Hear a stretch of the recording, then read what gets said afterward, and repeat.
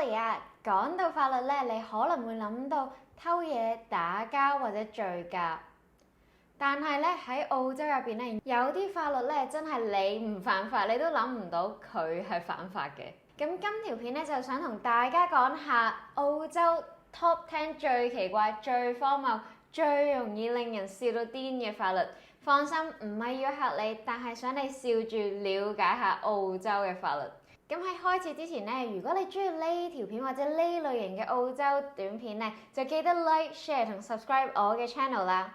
我哋即刻開始。第10名啊，就係夜行醫入屋罪。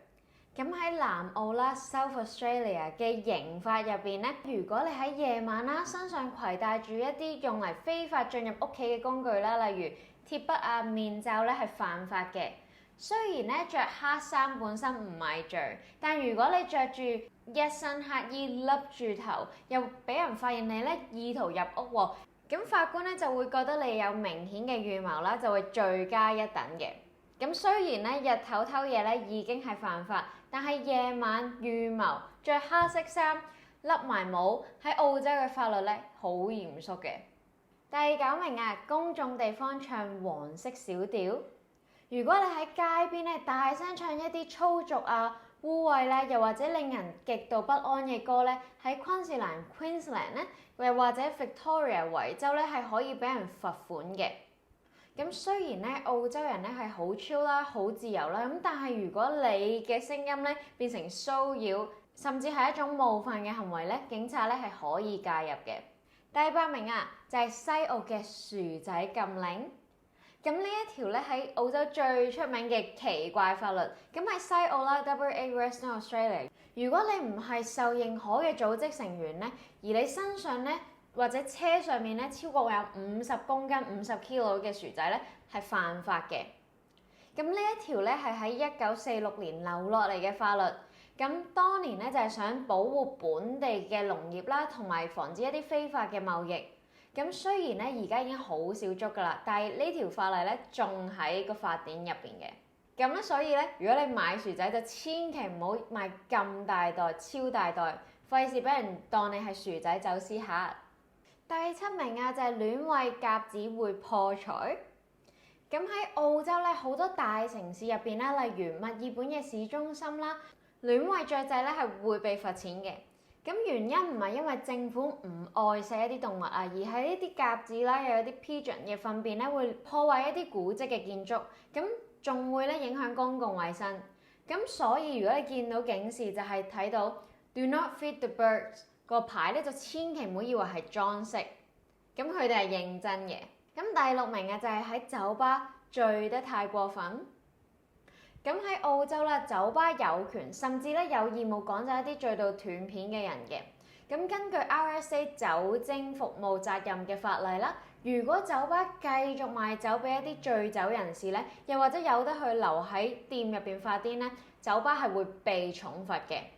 咁個結論就係千祈唔好飲得太盡，飲到行唔穩，分分鐘咧俾 security 請出去嘅。第5名，公共地方爆粗。咁喺新州啦 New South Wales， 如果你喺公眾地方又或者學校附近大聲講出口啦，又影響到人哋咧，咁就會構成一啲冒犯性語言罪嘅。咁最高嘅懲罰咧可以去到1100蚊澳幣，又或者要做社區服務 community service。咁所以少少嘅提醒就係喺澳洲講出口當係一啲助語詞可能冇事，但係你對住人狂鬧咧就一定出事啦。第4名就係深夜吸塵。咁呢一條咧係關於一啲鄰里關係嘅。咁喺維多利亞州啦，法律規定夜晚10點之後到第二朝7點啦，又或者週末朝頭早9點之前咧係唔可以開吸塵機嘅。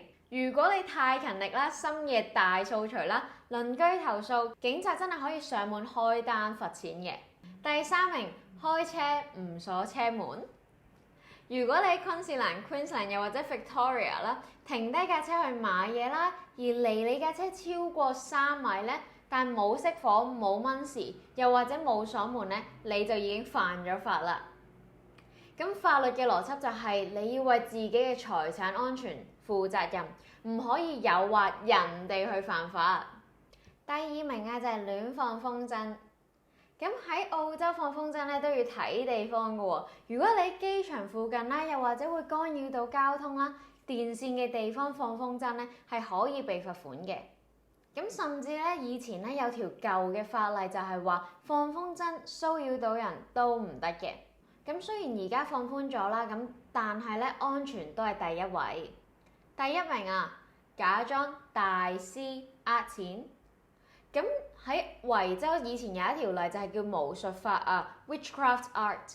咁咧就專門去捉一啲假裝有超能力啦、會通靈，又或者預知未來嚟呃錢嘅人啊。咁雖然呢條法例咧喺2005年已經廢除咗，但係咧澳洲法律依然好強調，你可以信玄學，但係如果你用通靈作為手段去呃其他人嘅錢咧，咁就會直接當為詐騙罪咁處理。咁懲罰咧仲非常之重添。咁總括而言，澳洲呢一啲法律聽落好似好怪、好舊，但係背後咧其實都係圍繞住3樣嘢：安全、公共秩序同埋尊重其他人。咁雖然好多舊法咧未必會日日都捉，但係咧如果你知多啲冷知識，仲可以增加大家對澳洲文化嘅了解添。